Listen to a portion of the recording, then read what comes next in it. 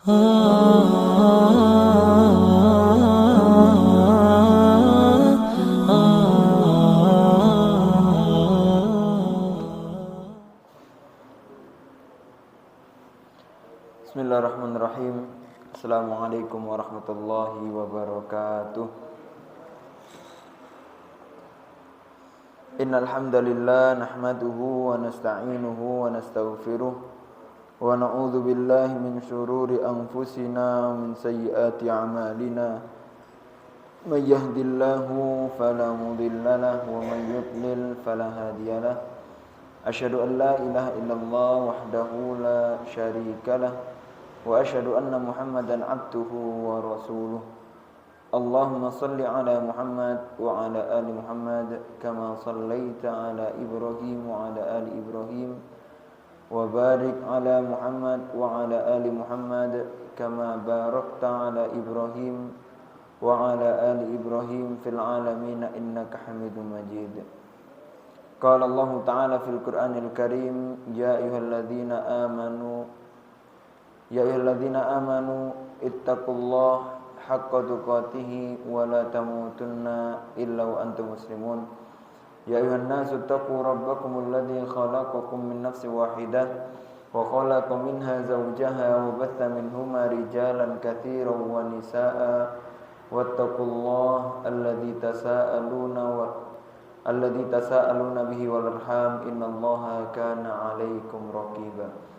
Ya ayyuhalladzina amanu taqullaha wa qulu qawlan sadida yuslih lakum a'malakum wa yaghfir lakum dhunubakum wa man yuti'illaha wa rasulahu faqad faza fawzan 'azima. Amma ba'd, fa inna asdaqal hadithi kitabullah wa khairal hadi hadi Muhammadin sallallahu alaihi wasallam wa syarral umuri muhdatsatuha wa kullu muhdatsatin bid'ah wa kullu bid'atin dhalalah wa kullu dhalalatin finnar. Ma'asyiral muslimin, jamaah Masjid Al-Irsyad Tulungagung yang insyaallah dirahmati oleh Allah Subhanahu wa taala.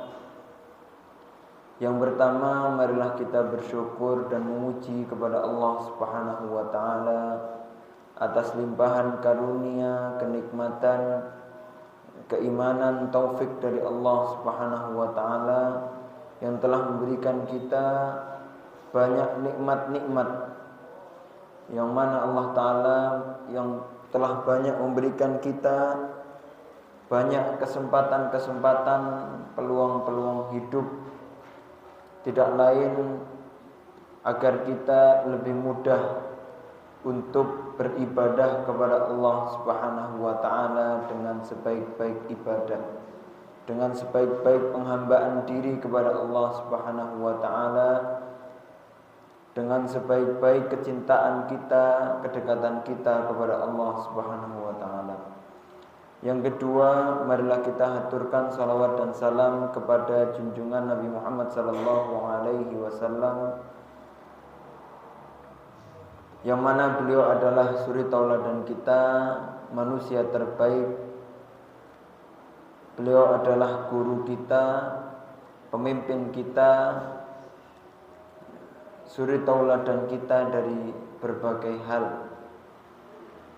Karena sesungguhnya Rasulullah sallallahu alaihi wasallam adalah sebagai cerminan atau sebagai visual atas hidayah Al-Quran, yang mana Allah Ta'ala mengatakan Al-Quran adalah hudan lil muttaqin.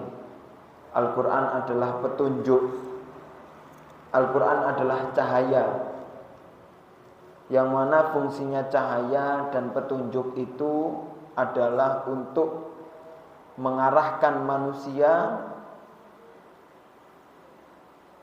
menuju tujuan yang tepat, menuju tujuan yang mereka inginkan sebenarnya.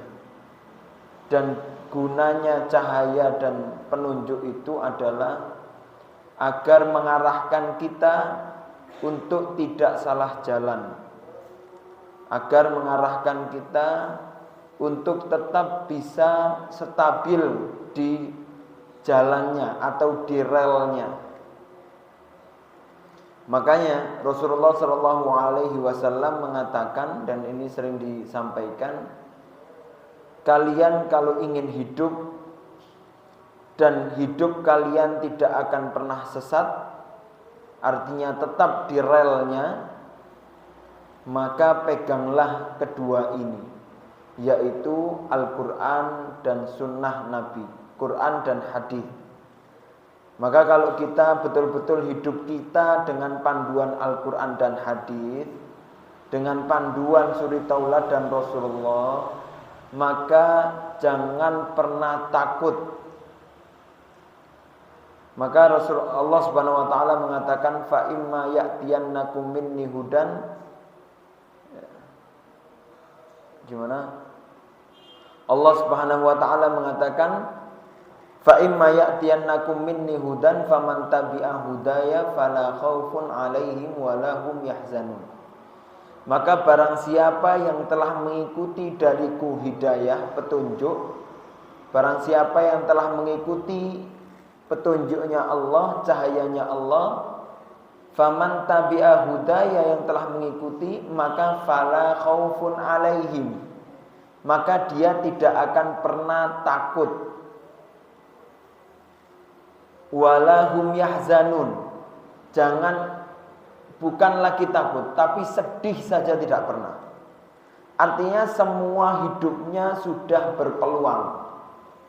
Artinya seluruh permasalahannya telah disolusikan oleh Al-Quran. Maka itu yang telah membedakan kita, yang telah membedakan interaksi kita dengan Al-Quran, dan yang membedakan antara antara interaksi sahabat dengan Al-Quran. Para sahabat kenapa bisa seperti itu? Mereka ada yang kaya raya luar biasa, bahkan sampai saat ini uangnya atau namanya masih menjadi nasabah di salah satu bank di Saudi. Artinya uangnya masih ada, masih melimpah dan masih kaya. Ada sahabat yang miskin, gak punya apa-apa, bahkan bajunya cuma satu saja, bahkan baju satu gantian lagi sama istrinya. Ada sahabat itu yang sampai demikian, setelah sholat langsung pulang. Sehingga Rasulullah penasaran, kenapa? Ternyata Rasulullah memberikan tugas kepada salah satu sahabat untuk menanyakan itu. Ternyata orang itu pulang karena dia harus gantian baju sama istrinya. Ada lagi sahabat yang ini pemimpin, gubernur, setiap minggu dia harus tidak keluar 1 hari. Ternyata dia guna untuk menyuci bajunya, karena bajunya cuma punya 1 saja. Ada sahabat yang sabarnya bukan main, sabar luar biasa, dengan cacian, dengan ujian dan berbagai macam sabar. Ada yang sahabat keras orangnya,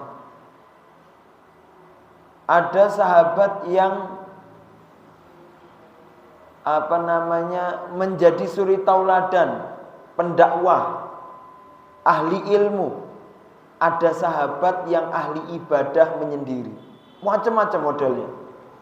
Ada sahabat pembisnis, ada pedagang, ada karyawan sahabat.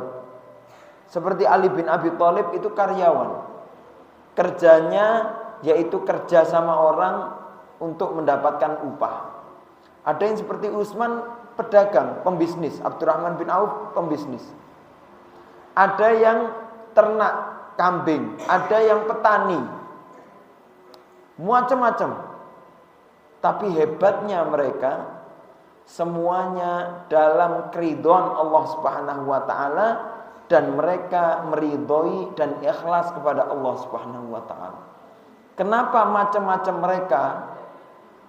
Seperti kita juga macam-macam. Tapi kenapa mereka tidak pernah sedih atas keadaannya? Mereka tidak pernah bermasalah dalam urusannya. Karena urusan dunia mereka ditundukkan dengan ilmu Al-Quran. Artinya, kedekatan mereka dengan Al-Quran itu beda dengan kedekatan kita dengan Al-Quran. Kita mungkin banyak-banyakan hatam, tapi mereka banyak-banyakan mentadaburi Al-Quran. Seberapa besar pemahaman mereka terhadap Al-Quran. Bahkan Nabi mendoakan kepada Ibnu Abbas, salah satu sahabat yang mulia. Nabi berdoa, Allahumma faqihu fiddin wa'allimhu ta'wil. Ya Allah, fahamkanlah dia dalam urusan agamanya. Fikih. Sebagaimana Allah Subhanahu wa taala mengatakan, Rasulullah mengatakan, man yuridillahu bihi khairan yufaqihu fiddin. Bukan yu'allimhu ya. Tapi Rasulullah mengatakan barang siapa yang dikehendaki khairan, itu bukan hanya satu kebaikan, tapi banyak kebaikan. Ketika Allah Ta'ala menghendaki banyak kebaikan orang itu, maka langkah Allah adalah memahamkannya di dalam urusan agama. Nah, masalah fikih, pembahasan fikih, apa itu fikih? Fikih itu adalah mengetahui sesuatu secara mendetail, secara dalam. Itu namanya fikih. Ya. Itu fikih. Artinya mengetahui Al-Quran tidak hanya tahu surat apa, ayat berapa, hafal, bukan hanya itu. Tapi fungsinya Al-Quran ini apa? Terus nasihat Al-Quran ini kepada saya untuk apa? Dan apa yang diinginkan Al-Quran kepada saya? Sehingga apapun pertanyaan kita, itu bisa terjawab oleh Al-Quran. Karena kita mengetahui Al-Quran secara fikih. Maka kalau fikih itu udah pembahasannya mendalam. Karena mengetahui sesuatu hanya tidak, kalau sekedar saya tahu ini botol itu ilmu saja. Tapi kalau fikih tahu persis ya isinya, digunakannya berapa kali, terus bisakah dikasih disiram air panas bisa atau tidak, dibikin dingin bisa atau tidak, digunakannya berapa kali penggunaan, apakah cukup sekali ataukah bisa sampai 3 atau bisa dipakai selamanya. Itu namanya fikih secara mendalam. Nah, Al-Quran itulah yang Allah harapkan untuk kita, bahwasanya Al-Quran itu bisa diambil sedalam-dalam mungkin. Gitu ya. Bahkan ya tadi kita di jalan tuh dengar kajian Ustaz Herfi sama ini Ustaz David ini. Kata beliau mengatakan, Ustaz Herfi Gulam, beliau mengatakan bahkan kalau kita mengkaji surat Al-Ikhlas umpama, dan kita tadaburi, kita kaji maknanya dan kita tadaburi sampai 5 pertemuan seumpama untuk membahas surat Al-Ikhlas saja, sejatinya itu hanya pembahasan yang kecil. Di balik 5 pertemuan itu, kalau kita lebih dalam lagi untuk memahami surat Al-Ikhlas, itu jauh lebih besar, lebih banyak lagi. Artinya Al-Quran semakin diperdalam, maka semakin keluar ilmunya. Semakin kita baca, semakin banyak ilmu yang kita dapat. Maka sejatinya orang muslim itu ya gak boleh jauh atau tidak pernah ada alasan untuk tidak mendapatkan solusi hidupnya, karena semuanya ada di dalam Al-Quran. Dan Allah Ta'ala juga mengatakan wa innahu la Qur'anun karim. Sesungguhnya Al-Quran itu adalah Quran yang karim, Quran yang mulia. Makna karim itu bukan sekedar mulia, tapi makna karim itu biasanya juga bisa dinisbatkan kepada orang-orang dermawan. Hadza rajulun karim. Orang ini orang yang mulia. Artinya dia suka memberi. Dermawan, itu julukannya karim. Maka Al-Qur'an yang kita tahu namanya Al-Qur'an, Al-Qur'anul Karim, di kitab di Al-Qur'an cover Al-Qur'anul Karim. Artinya apa? bukan hanya Al-Quran yang mulia, tapi ada makna lebih dalam daripada mulia sendiri itu, yaitu Al-Quran ini mulia dan dia suka memberi. Memberi apa? Memberi segala petunjuk, memberi segala solusi dari segala permasalahan kita. Gitu ya. Dan disampaikan juga dulu para sahabat, idza saqata al-ibrah, kalau jarum itu jatuh, maka nyarinya bukan ke bawah, tapi nyarinya di Al-Quran. Artinya permasalahan apapun yang kita dapati, kalau kita pengen nyari solusinya, ada di Al-Quran semuanya. Gitu ya. Maka mudah-mudahan dengan kita mengkaji Al-Quran bisa menyelesaikan segala urusan kita. Tapi kuncinya satu, yaitu Iqra. Kalau kita nggak baca, sekedar diam-diam saja, ya sudah, Al-Quran ya seperti itu. Gitu ya. Tapi kalau kita mau Iqra, membaca, bahkan perintah Iqra di dalam surat Al-Alaq 5 ayat pertama itu dikatakan 2 kali. Iqra bismi rabbikal ladzi khalaq, khalaqal insana min 'alaq. Iqra. Nah, 2 kali. Biasanya kalau 2 kali itu faedahnya apa? Penekanan. Penekanan artinya bacalah berkali-kali seperti itu. Maksudnya baca itu nggak cukup sekali, 2 kali, berkali-kali. Tetapi nanti perintah menulis cukup sekali. Iqra wa rabbukal ladzi Iqra bismi rabbikal ladzi khalaq, khalaqal insana min 'alaq. Iqra wa rabbukal akram alladzi 'allama bil qalam. Nah, 'allama bil qalam nulisnya cuma sekali, tapi bacanya itu harus berkali-kali.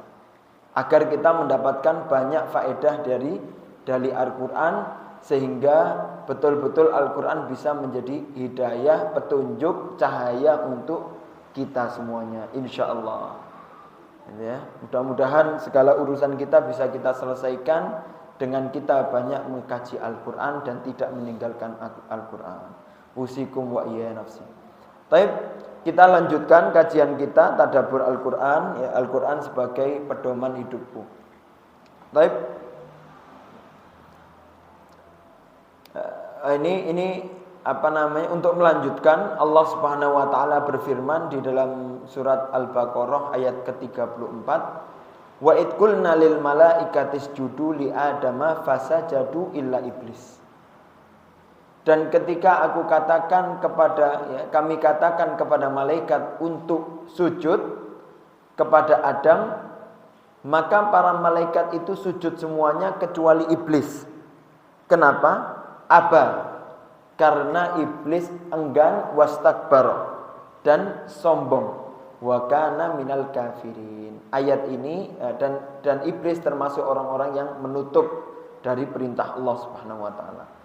Ayat ini menerangkan bahwasanya ya Allah taala memuliakan Adam dengan sujudnya para malaikat kepada Nabi Adam alaihi salam. Ya. Maka pemahaman dalamnya apa? Di sini dikatakan tatajallal ibrah min hadhil qissah, ya, telah tampak pelajaran yang penting dari kisah ini. Sesungguhnya Adam dan anak keturunannya layaliku bihim isyanu awamirillah, bahwasanya tidak sesuai atau tidak cocok kalau sampai Adam dan anak keturunannya untuk bermaksiat terhadap perintah Allah Subhanahu wa taala. Wa inna ma yajibu alaihim ibadatu wahdahu. Bahkan wajib bagi Adam dan anak cucunya semuanya untuk ibadah kepada Allah Subhanahu wa taala yang esa. Kenapa? Karena Allah taala telah memuliakan Adam dan anak keturunannya. Dan Allah Subhanahu wa taala mengatakan dalam surat Al-Isra, "Wa laqad karramna bani Adam." Karena telah aku muliakan anak cucu Adam. Maka Allah taala ketika telah memuliakan kita, maka ya, bentuk kesyukuran dan konsekuensi kita yaitu harus bersyukur dan beribadah kepada Allah Subhanahu wa taala. Dengan apa Allah taala memuliakan Adam dan keturunannya? Yaitu ja'ala Adam khalifatan fil ard wa 'allamahu ma lam yakun ya'lam. Karena apa Allah Ta'ala memuliakan Adam? Karena Allah Ta'ala telah menjadikan Adam dan keturunannya menjadi pemimpin di muka bumi ini. Ya, Allah Ta'ala menjadikan pemimpin. Maka bumi ini pemimpinnya kita. Kita yang lebih mulia, kita yang lebih mampu, kita yang lebih kuat otomatis. Masa kita pemimpin tapi kita mau diperbudak oleh makhluk selain manusia di muka bumi ini. Karena akhir-akhir ini viral banyak manusia yang meminta pertolongan kepada selain manusia, kepada jin, kepada syaitan, untuk hal-hal tertentu, untuk kekebalan, kesembuhan, itu naudzubillah. Padahal Allah Subhanahu wa taala mengatakan fa idza maridtu wa huwa yashfin, kalau sakit Allah Ta'ala lah yang menyembuhkan. Ya, tidak ada selain Allah yang bisa menyembuhkan. Bahkan kalau semua manusia dan jin ingin mencelakakan manusia, kalau Allah tidak menghendaki maka orang itu tidak akan tercela. Target Caranya bagaimana? Caranya satu, yaitu takwa kepada Allah. Gitu ya. Takwa, ikhlas.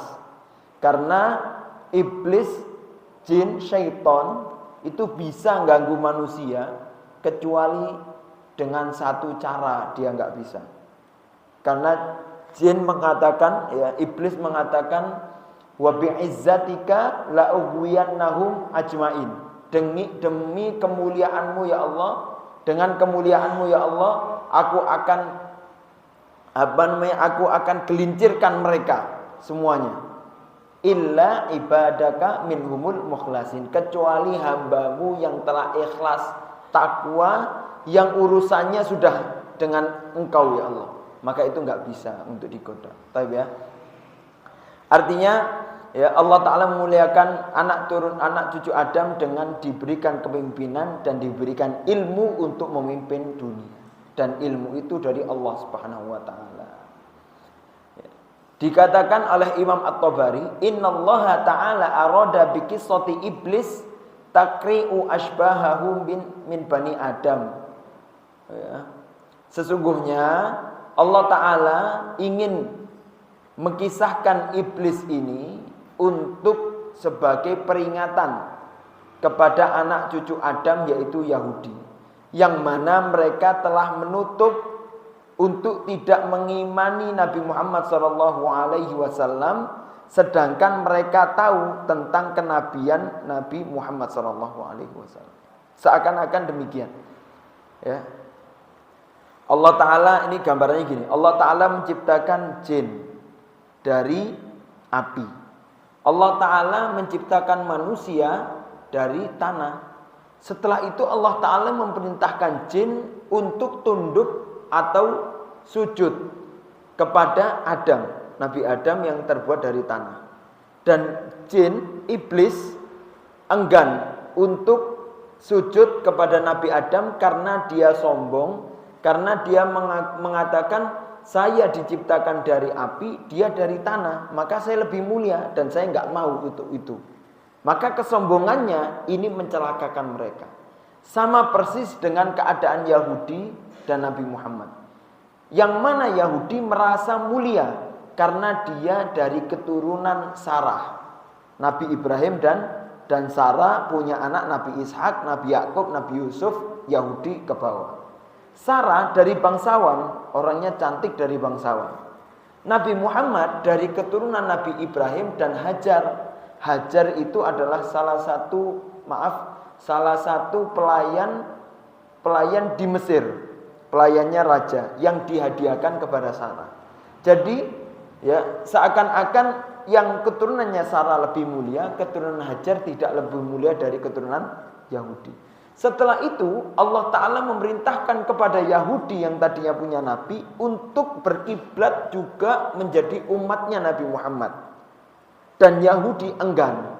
Makanya Yahudi itu kenapa ketika Nabi hijrah ke Madinah, kok di Madinah itu banyak Yahudi. Ada Bani Nadir, ada Bani Qainuqa, ada Bani Quraidah, ada Bani Nadir, Qainuqa, Quraidah sama Bani satu lagi lupa, ada 4. 4 Yahudi itu di Madinah. Kenapa? Yahudi itu aslinya di Syam ketika itu, di Palestina. Mereka tahu di Injil, di kitabnya Nabi Isa itu mengatakan nanti ada setelahku nabi, dan nabi itu tempatnya di tempat yang banyak pohon kurmanya. Dan ketika dicari yang banyak pohon kurmanya adalah Madinah, sehingga namanya julukannya Yathrib, yaitu banyak buah-buah kurmanya. Sehingga Yahudi itu pindah ke Madinah agar apa? Dia berharap supaya Nabi itu keluar dari suku mereka, sehingga mereka di situ nunggu di Madinah biar nanti keturunannya dari mereka. Subhanallah, Allah Ta'ala mengutus Nabi keluarnya dari Mekah. Maka ketika Yahudi suruh tunduk untuk ikut Nabi Muhammad, mereka nggak mau, enggan dan sombong mengatakan ya nggak bisa. Saya ini lebih mulia dari dia, maka saya nggak bisa menjadi umatnya. Persis nggak? Persis seperti bagaimana iblis enggan untuk sujud kepada Nabi Adam alaihi salam.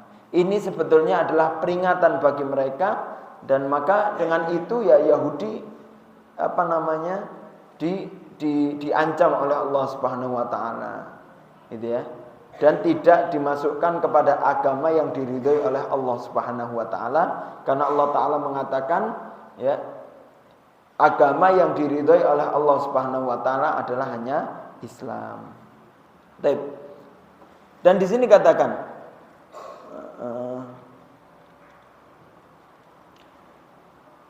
ketika malaikat itu diperintahkan sujud kepada Nabi Adam, ini makna sujud itu bagaimana? Di sini dikatakan as-sujud nau'an. Sujud itu sebenarnya ada 2 macam. Ada sujud ibadah wa ta'lihi wa huwallah wahdah. Ada sujud namanya sujud ibadah dan pengagungan kepada Allah Subhanahu wa taala yang satu. Ya, seperti Allah Ta'ala mengatakan wa anna masajida lillah ya, fala tad'u ma'allahi ahada. Sesungguhnya sujud itu hanya milik Allah Subhanahu wa taala, dan itu adalah sujud peribadahan. Seperti apa? Sujud peribadahan itu seperti wad'ul jabha 'alal ard wa huwal mu'tad fis shalah, yaitu sujud yang menaruh kening di tanah ya untuk bersujud, dan itu adalah seperti sujud yang biasa di dalam salat. Apa sujud? Maknanya sujud adalah al-inqiyad wal khudu' li muqtada iradatihi, yaitu dengan ya mengikat atau menundukkan hati dengan apa yang dia kehendaki. Maksudnya menundukkan hati kepada Allah Subhanahu wa taala. Allah Subhanahu wa taala mengatakan wan najmu wasyajaru yasjudan. Bahkan bintang dan pohon pun sujud kepada Allah Subhanahu wa taala. Ya, dan sujud ini tidak boleh kecuali hanya kepada Allah Subhanahu wa taala. Sujud untuk tunduk dan patuh itu hanya kepada Allah.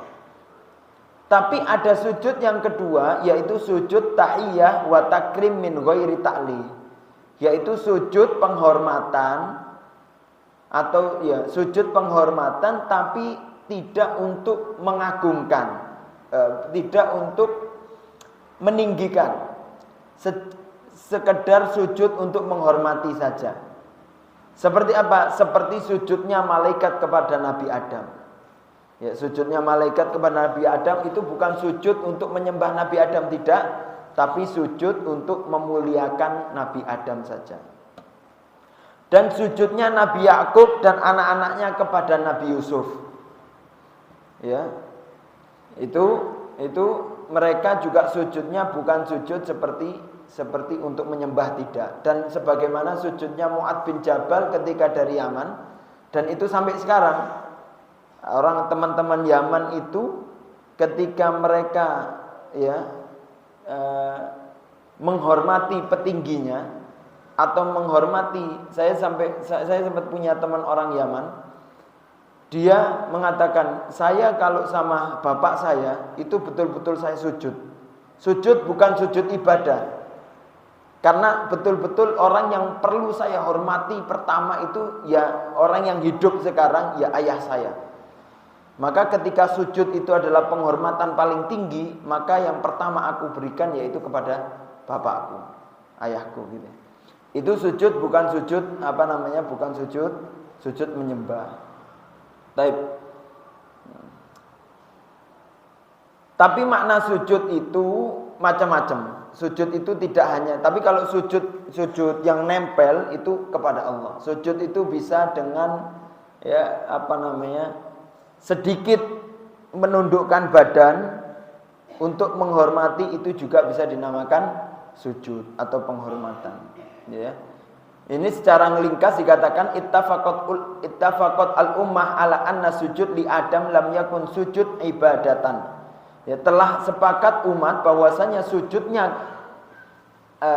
untuk Nabi Adam itu bukan sujud ibadah, wala ta'zim, bukan untuk pengagungan juga, wa inna makana ala ahadi wajahain, tetapi itu cuman salah satu dari dua gambaran sujud tadi, yaitu imma al-inhina wa tahiyyah wa imma ittikhadhuhu qiblatan kal ittijah lil Ka'bah wa Baitul Maqdis. Jadi mereka itu sujudnya kepada Nabi Adam itu bukan sujud yang gini, tapi sujud sekedar seakan-akan merundukkan sedikit dan menghormat atau menyalami Nabi Adam. Atau sujudnya mereka itu karena Allah Ta'ala memerintahkan sujud kepada Nabi Adam itu sebagai tanda saja, seperti sujud kita ke Ka'bah, bukan untuk ibadah kepada Ka'bah, tapi karena itu adalah perintah dari Allah, maka untuk menyatukan arah sujud saja. Seperti itu. Wallahu a'lam bishawab. Gitu ya. Sekarang selanjutnya yaitu fikih kita atau pemahaman kita tentang hakikatul iblis. Iblis itu bagaimana sih? Kata ulama, dan ulama punya dua pendapat. Yang pertama yaitu mengatakan bahwasannya iblis yang di situ, ya, fasajadu illa iblis. Yang pertama yaitu annahu minal jin. Iblis itu ada yang mengatakan iblis itu dari jin. Wal jin sibtu minal malaika. Jin ya, itu adalah bagian dari malaikat. Jin khalaqu min nar. Jin diciptakan dari api. Wa iblis minhum. Dan iblis itu bagian dari jin. Makanya dari penciptaan saja sudah bisa terlihat. Malaikat diciptakan dari cahaya, bahasa Arabnya nur. Iblis diciptakan dari nar, dari api, bahasa Arabnya nar. Dulu kita pernah bahas bedanya nar dan nur. Nar itu api, menyala tapi membahayakan, menyakiti, merusak. Nur bercahaya tapi tidak menyakiti atau merusak. Maka terlihat iblis ya, itu identiknya menggoda, merusak, gitu ya, mengganggu, menyakiti. Tapi kalau malaikat identiknya memberikan bantuan cahaya. Bahkan banyak kontribusi malaikat terhadap hamba-hamba yang soleh, hamba-hamba yang taat kepada Allah. Malaikat kontribusi untuk mendoakan mereka, gitu ya. Bahkan Rasulullah pun itu sempat ya menasehati umatnya untuk takut terhadap doa malaikat karena mustajabnya. Bahkan kata para ulama, dakwatul malaikah mujab. Dakwanya malaikat itu diijabahkan. Bentuk salah satunya apa? Kita insya Allah banyak yang tahu. Hadis yang wasiat Rasulullah, dilarang seorang perempuan ketika suaminya meminta jatah malam itu, terus istrinya tidak mau, bahkan membelakanginya, maka dia akan mendapati laknat dari para malaikat. Sehingga Rasulullah mewasiati itu agar perempuan tidak mengerjakan itu. Karena apa? Karena kalau sudah mendapatkan laknat malaikat, bahaya urusannya. Itu salah satu bukti bahwasanya doanya malaikat itu juga dihati-hati. dan diharapkan doa kebaikannya dan dihati-hati dari doa keburukannya. Ini adzan menara ya. Kita dengarkan adzan dulu. Barakallahu fiik. Baik, kita lanjutkan. Alhamdulillahirabbil alamin wassalatu wassalamu ala asyrofil anbiya'i wal mursalin wa ala alihi wa sahbihi ajmain. Maka seperti hal tadi doa malaikat yang bahkan para ulama mengatakan doanya malaikat itu mustajab. Itu menjadi salah satu peluang buat kita untuk ibadah itu ya, karena jujur-jujur saja kita ini mungkin dalam ibadah tidak semasif atau sekuat para sahabat. Artinya ibadah kita ini mungkin ya kadang ibadah tekun, kadang lalai, kadang lupa, kadang ibadah lagi. Maka kita perlu jeli juga dalam beribadah, mencari momen-momen yang ibadahnya sedikit tapi konsisten dan berkualitas. Maka salah satu caranya yaitu kita perlu belajar atau mencari di dalam hadis itu apa saja sih amalan-amalan yang sampai malaikat ikut berkontribusi untuk mendoakan kita. Sehingga kekuatan pengkabulan dari Allah itu lebih cepat dan lebih cepat terkabul juga ketika malaikat itu ikut mendoakan. Sebagaimana pernah saya sampaikan, bahkan Siti Aisyah pun itu salah satu caranya yaitu dengan mendoakan saudara muslim ala dhahril ghaib, yaitu tanpa diketahui muslim yang lain yang kita doakan. Jadi kita mendoakan seseorang dan orang itu nggak tahu kalau dia kita doakan. Maka Siti Aisyah juga seperti itu, berdoa untuk semua orang. Bahkan Aisyah tidak mendoakan untuk meminta dirinya sendiri, gitu ya.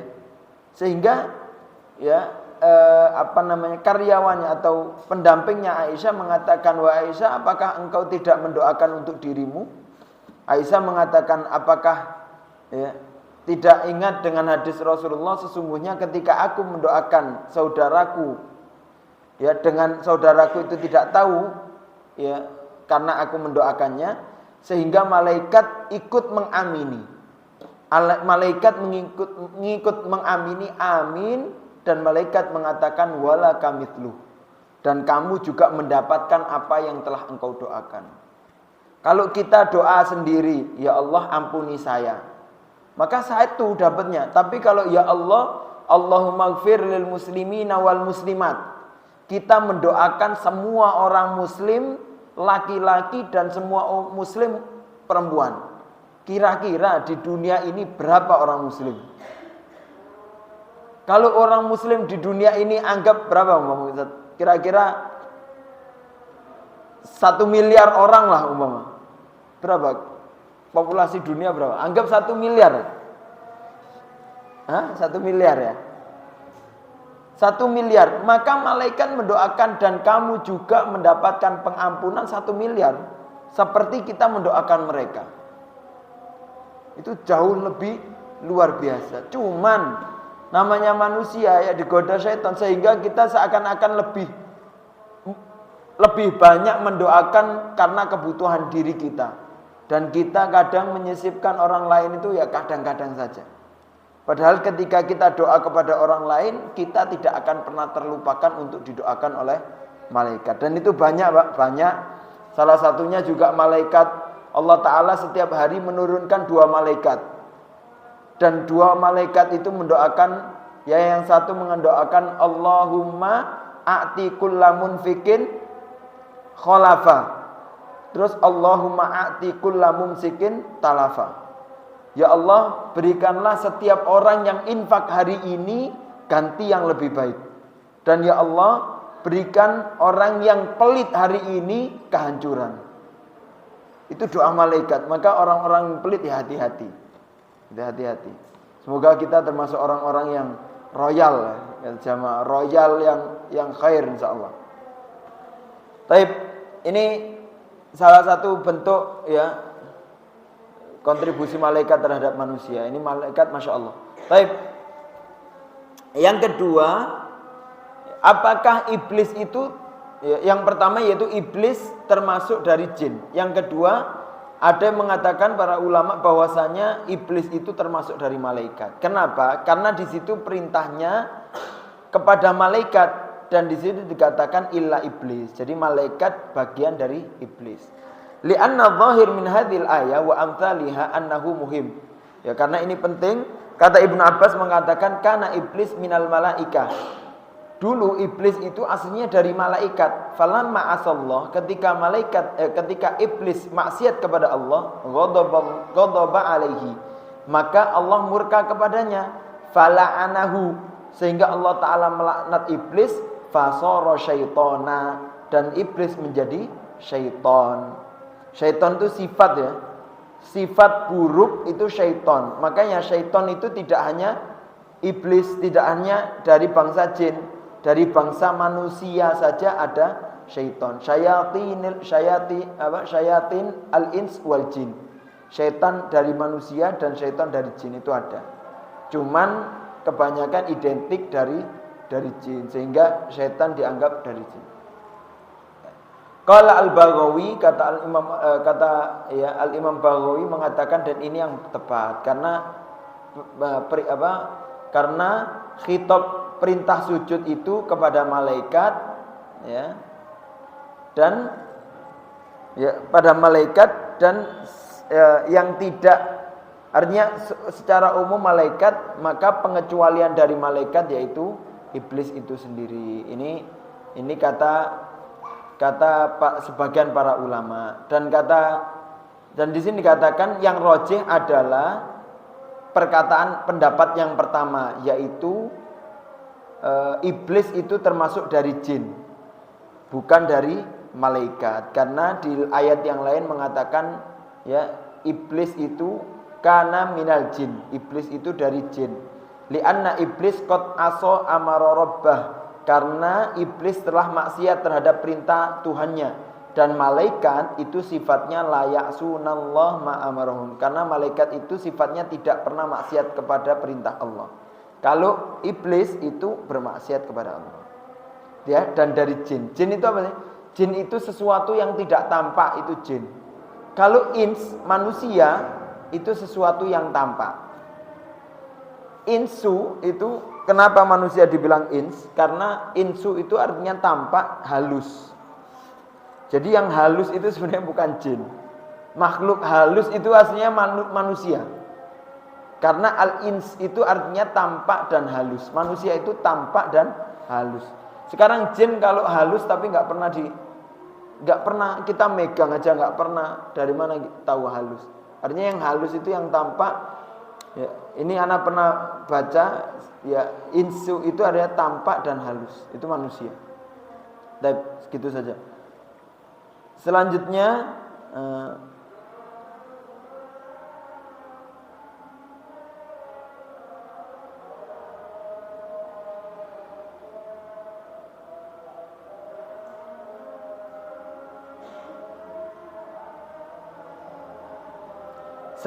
yaitu pembahasan, ya, di ayat selanjutnya, dan insya Allah pembahasan yang terakhir ini, Adam dan Hawa itu ditempatkan di surga dan posisi syaitan terhadap keduanya. Tadi kan iblis disuruh sujud kepada Nabi Adam. Setelah itu mereka diusir oleh Allah Subhanahu wa taala.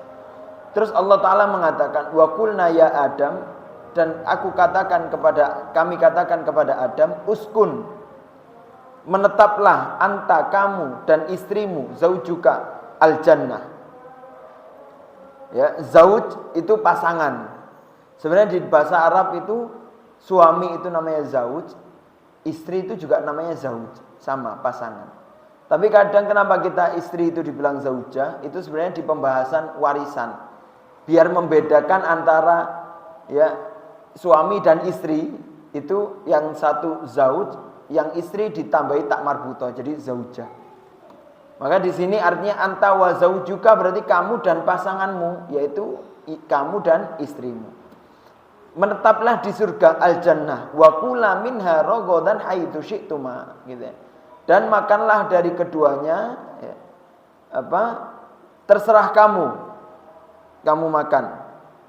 Wala taqraba hadhihi syajarah. Ya.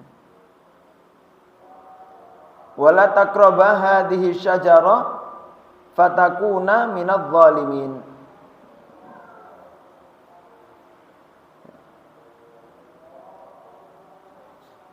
Tetap janganlah kamu dekati pohon ini, nanti kamu termasuk orang-orang yang zalim. Fa azallahuma syaiton anha fa akhrajahuma mimma kana fi. Ya, bentar.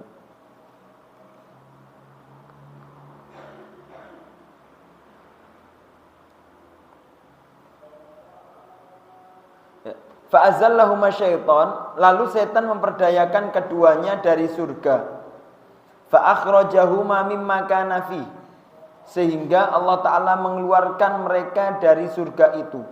Wa qulna bitu ba'dukum li ba'din adu, ya, sehingga Allah Ta'ala mengatakan turunlah kamu, sebagian kamu akan menjadi musuh bagian yang lain. Walakum fil ardi mustaqarru wa mata'un ilahin, dan bagi kamu ada tempat tinggal ya, penetapan dan kesenangan di bumi. Ya, kalian tinggal dan kalian akan merasa senang di bumi itu sampai waktu yang ditentukan oleh Allah Subhanahu wa taala. Maka ketika Adam ya, Allah Ta'ala menegur Adam dan Allah Ta'ala menghukum Adam untuk turun, maka Adam langsung fatalaqqa Adam min rabbih kalimat fataba alaihi, sehingga kemudian Adam menerima beberapa kalimat dari Tuhannya, maka Adam taubat dengan kalimat itu, innahu huwat tawwabur rahim, sesungguhnya Allah Ta'ala maha penyayang. Sekarang faedahnya Pak. Faedahnya adalah yang pertama, yaitu zaujatu Adam, yaitu Adam mempunyai istri. Dan ini ibadah pertama manusia, yaitu nikah. Gitu ya. Ibadah pertama manusia nikah, langsung Adam dipasangkan. Makanya kalau sudah nikah itu seakan-akan sudah masuk jalan tol, kata Ustaz Khalid Basalamah. Dan Rasulullah juga mengatakan kalau sudah nikah itu falyattaqi finis fil babi. Orang kalau sudah nikah itu tinggal separuh, tinggal takwa saja, itu udah cepat masuk surga. Karena apa? Karena semua yang telah dikerjakan di dalam pernikahan atas dasar cinta, atas dasar kasih sayang, atas dasar harmonis berkeluarga, maka semuanya akan membuahkan pahala dalam nikah, gitu ya. Maka ya, bahkan sebaik-baik infak kepada keluarga, bahkan termasuk sodakoh hatta fi fimra'atik, sampai makanan yang engkau suapkan ke istrimu itu juga sodakoh. Maka ya jangan sampai kalau kita sampai pelit sama istri, na'udzubillah, itu ladang pahala kita. Makanya Allah Ta'ala mengatakan antum hartun lahunna wa hunna hartun lakum. Itu adalah ladang kalian dan kalian adalah ladang mereka. Maknanya bukan hanya ladang, maaf, untuk pergaulan suami istri, bukan. Tapi ladang betul-betul kita bisa bercocok tanam penuh di situ. Cocok tanam pahala, cocok tanam sedekah kepada istri. Banyaklah amal-amal yang bisa kita terapkan kepada istri, yang mana nanti kita akan menuai atau memanen pahala yang luar biasa dari istri kita. Tinggal konsepnya takwa saja sama Allah Subhanahu wa taala terhadap. Makanya fastausu Rasulullah istausu bin nisa khaira. Maka Rasulullah mewasiatkan kepada kalian untuk berbuat baik kepada istri kalian. Gitu ya. Berbuat baik kepada istri, karena balasannya luar biasa. Maka ini salah satu ibadah, karena Allah Ta'ala mengatakan ya, artinya Adam yaitu dipasangkan, diberistrikan, sebagaimana Allah Ta'ala mengatakan uskun anta wa zaujuka fil jannah, tinggallah kamu dan pasangan kamu di surga. Terus Selanjutnya yaitu pemahamannya bahwasanya Hawa itu diciptakan dari Adam. Diciptakannya dari mana? Ketika Allah Ta'ala mengatakan, ya ayuhan nas, wahai manusia, ittaqu rabbakum, bertakwalah kepada Tuhan kalian yang telah menciptakan kalian dari satu jiwa. Wa khalaqa minha zaujaha, dan dari satu jiwa itu Adam, Allah Ta'ala menciptakan pasangannya. Berarti pasangan itu sejatinya diciptakan dari suaminya. Gitu ya, pasangan kita itu diciptakan dari suaminya. Karena Allah Ta'ala wa khalaqa minha, darinya zaujaha, pasangannya. Dan Allah Ta'ala mengatakan huwallazi khalaqakum min nafsin wahidah wa ja'ala minha zaujaha. Allah Ta'ala telah menciptakan manusia dari satu jiwa, terus Allah Ta'ala menjadikan pasangan darinya. Gitu ya. Terus Rasulullah juga mengatakan, diriwayatkan oleh Abu Hurairah, wastausu bin nisa, wasiatilah terhadap istrimu untuk berbuat baik. Fa innahunna khuliqna min dilai a'waj. Sesungguhnya istrimu itu diciptakan dari tulang rusuk yang bengkok. Dan tulang rusuk yang paling bengkok itu adalah yang paling atas, a'laha katanya. Terus dikatakan lagi di sini. Di riwayat yang lain Rasulullah mengatakan lantas taqima laka ala tariqatin wahidah, maka kebengkokan istrimu itu tidak bisa kalian proses untuk mengencangkannya dengan satu cara, nggak bisa. Makanya maaf ya, nasihati istri, mendekati istri, mengajak istri itu nggak bisa dengan satu idealis, kita nggak bisa.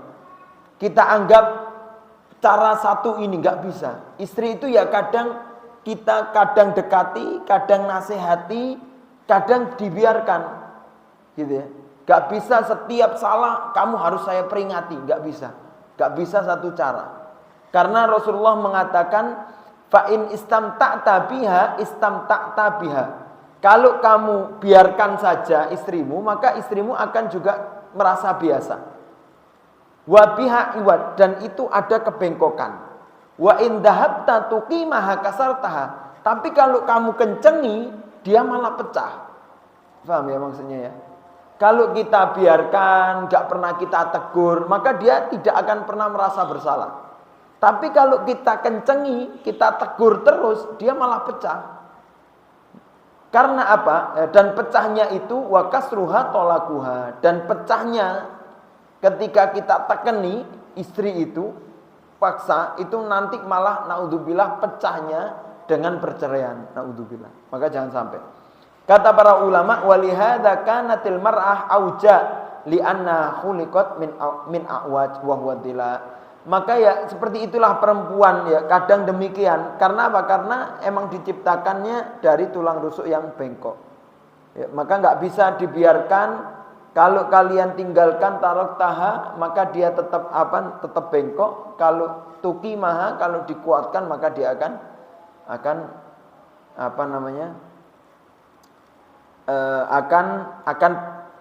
pecah. Terus bagaimana umpama kira-kira biar kita bisa didik, bisa ngajak istri, kok masih rumit, kok kayaknya istri saya nggak berubah, kok banyak itu.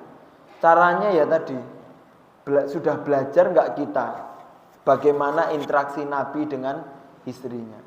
Gampang saja. Saya punya istri dan dia lebih muda dari saya. Ya contoh Nabi dengan Aisyah. Saya punya istri saya lebih tua dari saya. Tapi kita ya lebih tua dari saya. Ya belajar Nabi dengan Siti Khadijah. Saya punya istri saya dari luar daerah saya, dari luar kota, dari suku yang berbeda. Belajar Nabi dengan istrinya yang dari luar sukunya, dari Maria Al-Qibtiyah orang Mesir, atau dari Sofia binti Huyai Al-Akhtab, itu dari orang Yahudi. Banyak contoh-contohnya sebenarnya di Rasulullah Sallallahu Alaihi Wasallam. Dan Rasulullah itu sangat memuliakan istrinya. Dan bahkan ini bagi yang mau nambah poligami, salah satu cara poligami agar tetap ideal, tetap aman, dia harus tetap memuliakan istri yang pertama, istri yang awal. Itu lebih termuliakan dari yang lain. Karena banyak orang yang poligami, terus dia nggak adil, terus lebih memuliakan yang baru dibanding yang lama. Ini kejadian di India. Nikah sama istri yang pertama, istri yang pertama nggak punya anak. Terus istri pertama mengizinkan boleh nikah lagi agar punya keturunan. Sehingga dia nikah untuk kedua kalinya dengan istri yang muda. Punya anak sampai 7. Terus dia lebih mencintai yang kedua dibanding yang pertama. Sehingga yang pertama di rumah itu seakan-akan dibikin hadam, dibikin pelayan untuk rumah tangga dia laki-laki itu dengan istri yang kedua. Na'udzubillah. Tapi anak-anaknya dari yang kedua itu lebih dekat sama ibu sambungnya, istri pertama bapaknya. Tapi karena nggak cocok, akhirnya pecah keluarga itu, kisruh sampai di titik kayak kesurupan kedua orang suami dan istri keduanya. Ujung-ujungnya anak yang nggak mau sama ikut aturannya karena keras, maka ketika ini kejadiannya orang India di Kanada. Jadi satu mobil itu anak-anaknya, ya 3 anak perempuannya yang sulit diatur itu ditaruh seakan-akan mau ngelencer di Niagara itu, air terjun Niagara, dan satu istri yang pertama. Waktu pulang kejadiannya tahu-tahu mereka nggak sampai rumah, dicari ternyata masuk ke jembatan, masuk ke sungai lah, meninggal semuanya. Diusut lagi ternyata yang membunuh suaminya sendiri. Naudzubillah. Bagaimana contohnya dari mana? Contohnya Rasulullah.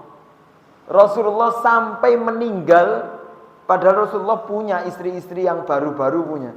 Tapi Rasulullah lebih mengutamakan tinggal di rumahnya Aisyah, yaitu istri pertamanya setelah Khadijah meninggal. Tapi kalau dibanding Rasulullah dengan istri Aisyah dengan Khadijah, Rasulullah lebih condong kepada Khadijah dibanding Aisyah. Artinya yang pertama tetap menjadi utama. Itu Rasulullah Shallallahu Alaihi Wasallam. Banyak nggak hanya itu, tapi seni interaksi banyak. Kalau kita ada kitab seni interaksi Nabi terhadap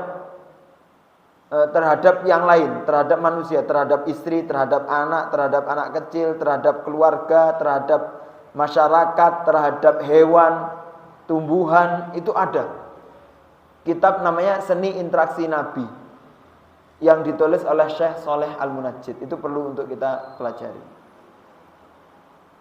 Tapi itu saja biar enggak panjang. Insyaallah kita lanjutkan selanjutnya, yaitu tentang pembahasan surga, ya, dan taubatnya Nabi Adam kepada Allah Subhanahu wa taala. Minta maaf kurang lebihnya, semoga bermanfaat. Astaghfirukum. Subhanakallahumma bihamdika asyhadu an la ilaha illa anta astaghfiruka wa atubu ilaik. Akhirun da'wana alhamdulillahi rabbil alamin. Wassalamu alaikum warahmatullahi wabarakatuh.